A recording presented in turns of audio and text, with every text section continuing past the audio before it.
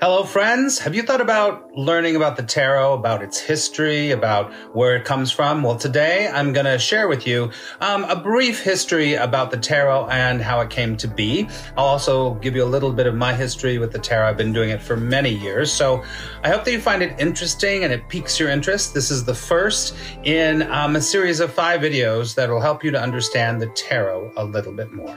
So enjoy the talk and enjoy my cats.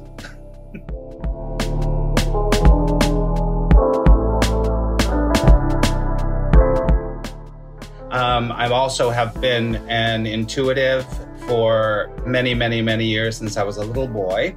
And so I have taught intuitive development. I've taught the tarot, which is this whole week is going to be all about the tarot. So I just thought, you know what? Why not do a whole week about the tarot? Because I think it's fascinating. It's very interesting. And I should probably have a PhD in tarot at this point. If they gave PhDs in tarot, I would have them. Hello, Megan. It's great to have you here, Megan.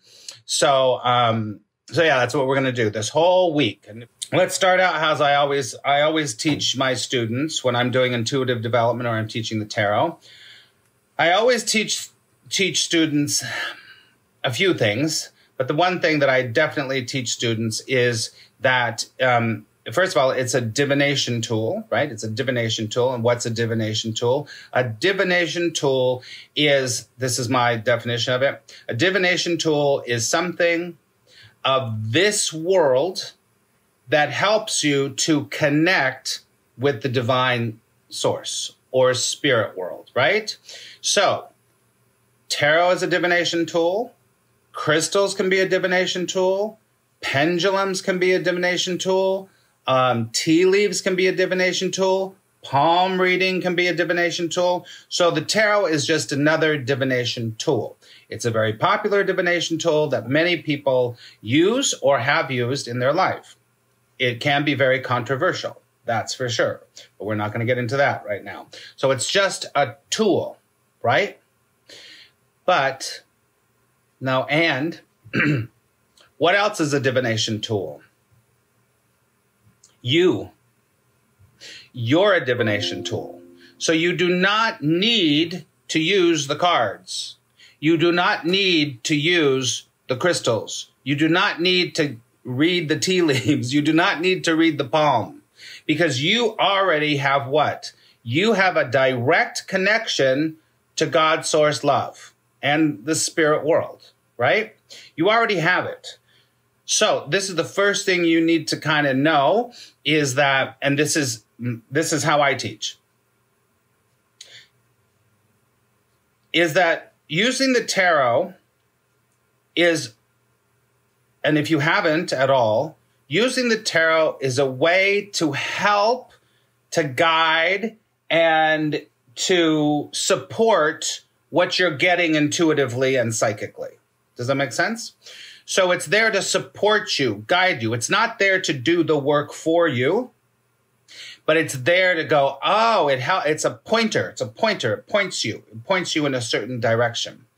Because if anyone, this is going to be a controversial statement. You ready?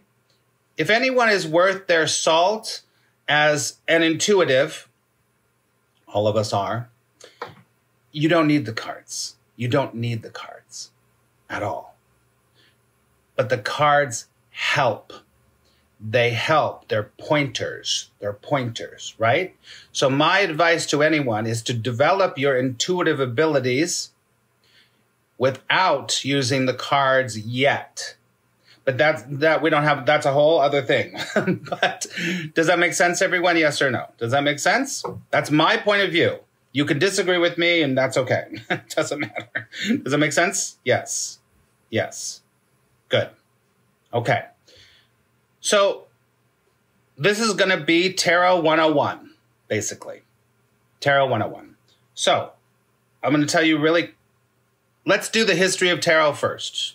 I have some notes written right here, and then we're going to go into a little bit of my story. So the tarot, according to what we know, I have written some notes here to make sure I get this. According to what we know, and who knows, well, we don't know. The origins of the tarot as we know it started in about the 14th century. And it was in Italy, France. Italy and France. You know, France and Italy are like close together, right? So, Italy and France in about the 14th century. Now, the tarot, and this is good because I'm just going to explain what it is. The tarot started just as a game, just as our decks, right? We have clubs, spades, hearts, and diamonds, right? So that was all that was in the tarot, but they had different suits, right? They had discs or pentacles, wands or swords, pentacles, cups, and swords, right? So there was four different suits, just like we have four suits, and they would play them just like in a way, like different games, of course, but they would just use them to play poker, to play Go Fish, to play whatever it happens to be. So there's four suits, just like our suits. Now, there was a point at which the elite, well, first of all, there wasn't a printing press. So there wasn't a printing press. So every one of the cards, had to be drawn. And if you think about that, every card had to be drawn. So only the elite could really afford a lot of these, really, right? So every card had to be drawn. But there was a point at which things kind of changed. We don't know exactly when that is, but it was probably in the 15th century where the nobility started to have other cards put into the tarot that were representations of courtiers or the royalty. So, say King Joe.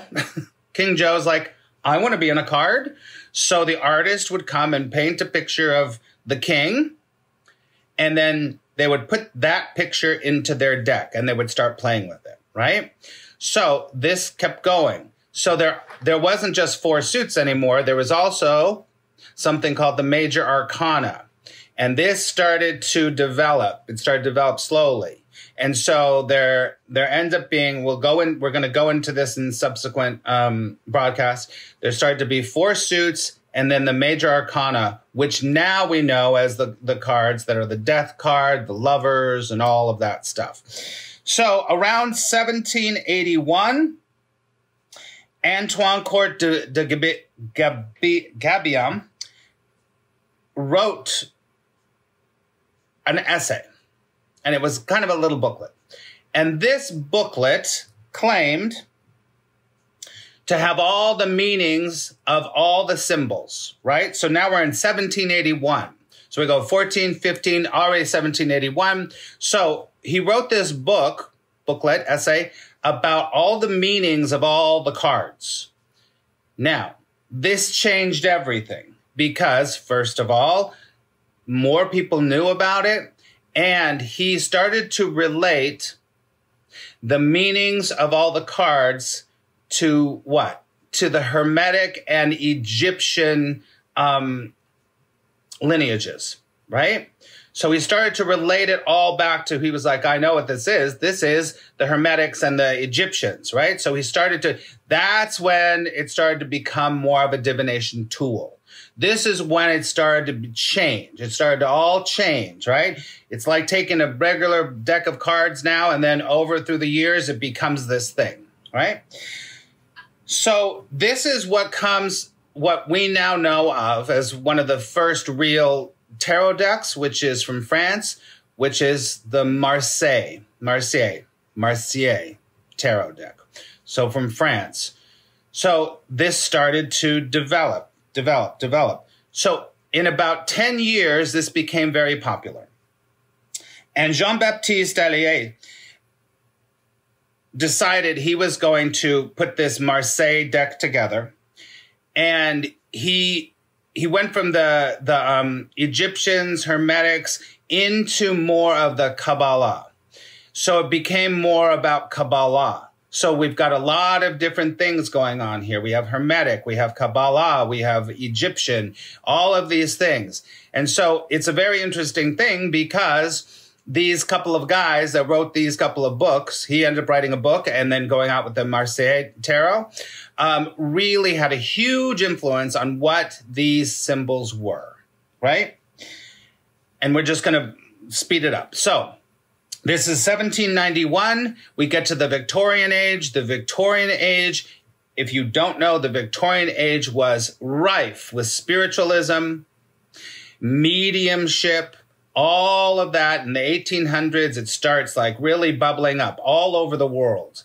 You know, the occult starts bubbling up all over the world. And so this is now what we know now of the tarot, most of us, is coming from around those late 1700s, early 1800s, right?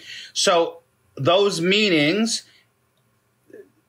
and I'm not going to go into this in detail, spurred this first deck called the Rider-Waite deck. And if you look and if you see any images of the tarot, usually it's of a Rider-Waite deck. I'm not going to get into the details because we could be here all day. So that, and then we've taken that, and now you have Golden Girls Tarot, which I have. You have Fairy Tarot. You have Lord of the Rings Tarot. You have Superhero Tarot. You have every kind of tarot with a theme, right? So it's taking the same four suits and the major arcana, and they're putting it in the theme. I'm going to show it to you because my friend gave this to me for my birthday the other day, in September, the Golden Girls Tarot. So there's a million kinds of tarot. Now, we're going to talk about that in a second. So, okay, let's take a breath because that's a lot. So that's the history of the tarot, basically. That's the history of the tarot, right? Now, I'm going to tell you very quickly about my experience with the tarot. So, the tarot came to me when I was about 11 or 12 years old. Some people know this story, and I'm going to say it again because some people don't.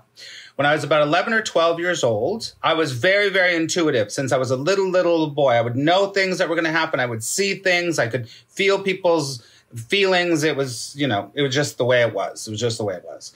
I didn't really know I was any different until, at a certain point. And there was a woman in my neighborhood who lived down the street, and I was coming home from school one day, and she said, "You come with me." And I was like, "Hmm?" And I knew this woman. I'd seen her around, but I didn't really know her. And she goes, "I have something for you." Nowadays, people wouldn't, whatever, it doesn't matter. I was walking home by myself at 11 years old, so it doesn't matter. So I go in her kitchen, and she says, "I have something for you." And she hands me this deck of cards. This deck of cards. She hands me, and it's this deck of cards. And she goes, "You have the gift, and I'm going to teach you how to read the tarot." I was like, okay. I was like, really? Okay. And so she sat with me every day after school, and we would go through card by card by card, and she would teach me what the meaning of each card was. And so if you look, you can see writing on the top. It's going to be hard with the light. But maybe in a second, you can see some scribbling on the top and then on the bottom, right? These are my notes from when I learned. So she would describe it to me. She would tell me all the details of each card. She would say, "What does that mean to you?" And I would say, "Oh, it means courage. It means persistence. It means politeness. It means whatever." And so I'd write. So this was a huge help, and she was a great teacher because I didn't have to memorize the meaning of every card. Nowadays, and this I have a little thing about that, but nowadays you can get cards that have the meaning on them, right? The traditional meaning. Let me pause here a second. I kind of don't agree with that because you have to interpret the card. There is a traditional meaning, but without you, it's not going to mean anything, whatever. So you have to interpret the card. So doing something like this really does help because it's how it's coming through you. You're the channel. You are the channel, right? Make sense? So that's what started me using these cards, and I've saved them my whole life, and I've used them on hundreds and hundreds and hundreds of people over the years, right? I'm 56. I've been doing this since I'm 11.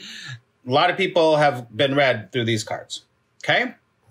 I started to practice with them, and she would teach me how to read one card, and then we're going to talk about spreads later in the week. But she told me, she said, I learned from a mystery school. She's like, I was like you. I knew things before. And she said, this will serve you the rest of your life. And it has served me the rest of my life in understanding human beings. Now, if you don't even want to read the tarot, don't want to read tarot, don't want to do tarot, it will help you to understand the human condition. So just studying it. This is about the hero's journey. This is about the human condition. So you will start to understand everyone in your life when you start to understand the tarot, when you start to really read and really delve into it. So she said she went to a mystery school, and I grew up in Los Angeles. And so she told me the name of the mystery school, and she said it was called the Builders of the Adytum. And I don't know what I did, but later on in my life, when I was a teenager, I was like, what about that builders? It's called Bota. And I started to investigate it. And there's a couple of different temples of Bota. And so I went, there's one in downtown Los Angeles, and I was fascinated. And then I started to sign up for, this is how old, and I'm going to show you some things that are, and they still do this today. I started to have mail correspondence. And so the correspondence every week or every month, I think it was every month, I would be sent, here's just a few of them, I would be sent lessons in the mail. These are just a few of them. So this is just whatever. So, and I would read each lesson and I would practice. I would read and I would practice. And I would read and I would practice. And it was all through correspondence like that. And it has been such a gift to me because I know that I was an actor for a long time.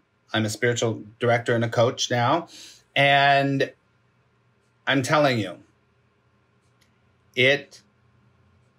I think for me, especially, now I work with people constantly, all the time. I'm always with my students. and I always come back to a lot of the principles that I learned from the tarot, because the tarot will teach you about human interaction. It'll teach you about situations. It'll teach you about underlying things that are going on in people's lives. So why do you do the tarot? Because it pulls you. Because you're being pulled to it. That's why. You don't have to do the tarot. You could study. This is like a doctorate in psychology. It's like a doctorate in psychology. And so as an actor, it really helped me. And then later when I became a teacher and had students, it really helped me again. But I think it helps anybody look at life and situations and understand what's going on, right? So it's a guide for your life. Even if you never read for anybody, even if you don't hardly do it, if you study it, because it's all based on, and then this is where we're going to wrap up, this is all based on what I just referred to. It's all based on the human condition and the hero's journey. And if you don't know the hero's journey, it's very important that in my opinion, it's important for every human to know the hero's journey, because the hero's journey is really the story of every single one of us. And when you know that, you're not lost anymore. You go, oh, I get it. I'm here on the journey. I understand. I understand that they're on the journey. I'm here in the journey, whatever it happens to be. It makes you much more compassionate. It makes you more understanding. And it makes you, I would say, ahead of the game, psychologically and spiritually. So that's your little history of the tarot.